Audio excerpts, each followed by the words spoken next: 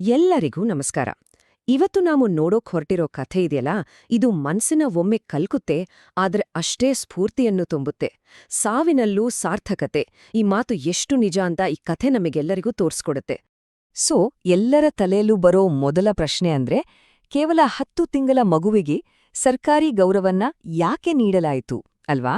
ಸಾಮಾನ್ಯವಾಗಿ ದೇಶಕ್ಕೆ ದೊಡ್ಡ ಸೇವೆ ಸಲ್ಲಿಸಿದವ್ರಿಗೆ, ಗಣ್ಯರಿಗೆ ಸಿಗೋ ಈ ಗೌರವ ಒಂದ್ ಪುಟ್ಟ ಕಂದನಿಗೆ ಯಾಕ್ ಬಂತು? ಇದರ ಹಿಂದಿನ ಕಾರಣವಾದ್ರೂ ಏನು? ಬನ್ನಿ ಇದ್ರ ಬಗ್ಗೆನೇ ಇವತ್ತು ಮಾತಾಡೋಣ. ಸೊ ಈ ಇಡೀ ಕತೆ ಶುರುವಾಗೋದೇ ಒಂದು ತುಂಬನೇ ಅಪರೂಪದ ಘಟನೆಯಿಂದ, ಒಂದು ಅಭೂತಪೂರ್ವ ಅಂತಿಮ ಗೌರವ. ಇಡೀ ದೇಶವೇ ತನ್ನ ಅತ್ಯಂತ ಕಿರಿಯ ಹೀರೋಗೆ ಗೌರವ ಸಲ್ಲಿಸಲು ಒಂದು ಕ್ಷಣ ನಿಂತಿತ್ತು. ಅದು ಫೆಬ್ರವರಿ 15, 2026. ಆ ದಿನ 10 ತಿಂಗಳ ಮಗುವಿನ ಅಂತ್ಯ ಸಂಸ್ಕಾರವನ್ನ ಸಂಪೂರ್ಣ ಸರ್ಕಾರಿ ಗೌರವಗಳೊಂದಿಗೆ ಮಾಡಲಾಗುತ್ತೆ. ಇದು ಅತ್ಯುನ್ನತ ಗೌರವದ ಸಂಕೇತ. ಆದ್ರೆ ಇಂಥ ಒಂದು ಗೌರವ ಸಿಗೋಕೆ ಕಾರಣವಾದ ಆ ಘಟನೆಯ ಹಿಂದೆ ಒಂದು ದೊಡ್ಡ ಮನಕಲಕುವ ಕಥೆಯೇ ಇದೆ. ಹೌದು, ಈ ಗೌರವದ ಹಿಂದೆ ಇರೋದು ಒಂದು ದೊಡ್ಡ ದುರಂತದ ಕತೆ. ಮೊದಲು ಆ ನೋವಿನ ಹಿನ್ನೆಲೆಯನ್ನ ಅರ್ಥ ಮಾಡ್ಕೊಳ್ಳೋಣ. ಈ ದೊಡ್ಡ ಗೌರವ ಹುಟ್ಟಿಕೊಂಡಿದ್ದೇ ಒಂದು ಅತೀವ ದುಃಖದ ಕ್ಷಣದಲ್ಲಿ. ಆ ಪುಟ್ಟ ಜೀವ ಅಕಾಲಿಕವಾಗಿ ನಮ್ಮನ್ನ ಬಿಟ್ಟು ಹೋದಾಗ ಎಲ್ಲವೂ ಬದಲಾಯಿತು.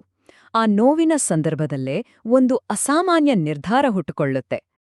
ಇಲ್ಲಿಂದಾನೆ ನೋಡಿ, ಇಡೀ ಕಥೆ ಒಂದು ದೊಡ್ಡ ತಿರುವು ಪಡೆಯೋದು. ಮಗುವನ್ನ ಕಳೆದುಕೊಂಡ ಆ ದುಃಖದ ಕ್ಷಣದಲ್ಲಿ ಆ ಪೋಷಕರು ಒಂದು ಮಹಾನ್ ನಿರ್ಧಾರಕ್ಕೆ ಬರ್ತಾರೆ. ಯೋಚನೆ ಮಾಡಿ, ತಮ್ಮ ಮಗುವನ್ನು ಕಳೆದುಕೊಂಡ ದುಃಖದಲ್ಲಿ ಮುಳುಗಿದ್ದರೂ ಆ ಪೋಷಕರು ಅಂಗಾಂಗ ದಾನದ ಮೂಲಕ ಬೇರೆಯವರ ಜೀವ ಉಳಿಸೋಕೆ ಮುಂದಾಗ್ತಾರೆ. ಎಂಥ ದೊಡ್ಡ ನಿರ್ಧಾರ ಅಲ್ವಾ?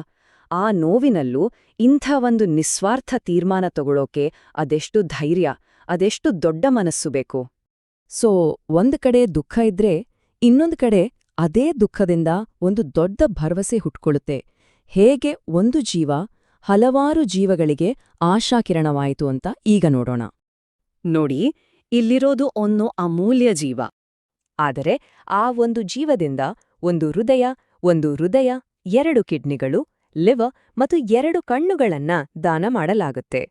ಮತ್ತು ಇದರ ಪರಿಣಾಮ 4ಕ್ಕೂ ಹೆಚ್ಚು ಜನರಿಗೆ ಹೊಸ ಜೀವನ ಸಿಗುತ್ತೆ. ಅವರ ಬದುಕು ಪೂರ್ತಿಯಾಗಿ ಬದಲಾಗುತ್ತೆ. ಇದು ನಿಜಕ್ಕೂ ಒಂದು ಸಣ್ಣ ದೀಪ ಆರಿ ಹಲವು ದೀಪಗಳನ್ನ ಬೆಳಗಿದ ಹಾಗೆ ಅಲ್ವಾ? ಸರಿ, ಹಾಗಾದ್ರೆ ಮತ್ತೆ ನಮ್ಮ ಮೊದಲ ಪ್ರಶ್ನೆಗೆ ಬರೋಣ. ಇಂಥ ಒಂದು ದೊಡ್ಡ ಕೆಲಸಕ್ಕೆ ಸರ್ಕಾರ ಯಾಕೆ ಅಷ್ಟು ದೊಡ್ಡ ಗೌರವ ಕೊಟ್ಟು? ಆ ಅಂತಿಮ ವಿದಾಯದ ಮಹತ್ವಾದ್ರೂ ಏನು? ಮೊದಲು ಸರ್ಕಾರಿ ಗೌರವ ಅಂದ್ರೆ ಏನು ಅಂತ ಅರ್ಥ ಮಾಡ್ಕೋಬೇಕು. ಇದು ಸುಮ್ನೆ ಸಿಗುವಂಥದ್ದಲ್ಲ. ರಾಷ್ಟ್ರಕ್ಕೆ, ಸಮಾಜಕ್ಕೆ ತುಂಬಾನೇ ಅಸಾಧಾರಣವಾದ ಕೊಡುಗೆ ನೀಡಿದವರಿಗೆ ಮಾತ್ರ ಮೀಸಲಾದ ಅಪರೂಪದ ಗೌರವ ಇದು. ಇದೊಂದ್ ರೀತಿ ಇಡೀ ರಾಷ್ಟ್ರವೇ ತಲೆಬಾಗಿ ಸಲ್ಲಿಸೋ ಸಲಾಂ.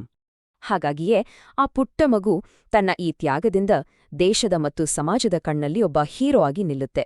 ನಮ್ಮೆಲ್ಲರ ಅತ್ಯಂತ ಕಿರಿಯ ಹೀರೋ.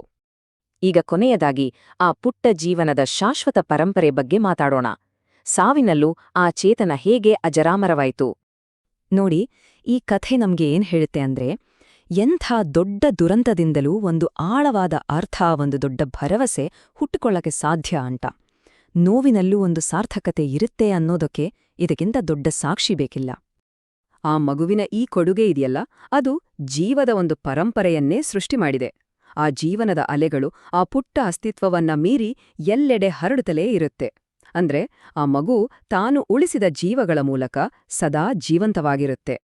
ಕೊನೆಗೆ ಈ ಒಂದು ಪ್ರಶ್ನೆಯನ್ನ ನಾವೆಲ್ಲರೂ ಕೇಳ್ಕೊಳ್ಳೋಣ. ಒಂದು ಸಣ್ಣ ಜೀವ ಎಷ್ಟೊಂದು ದೊಡ್ಡ ಬದಲಾವಣೆಯನ್ನ ತರಬಲ್ದು ಅಲ್ವಾ?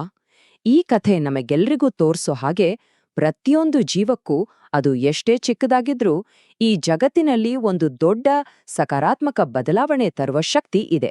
ಇದ್ರ ಬಗ್ಗೆ ಯೋಚಿಸೋಣ.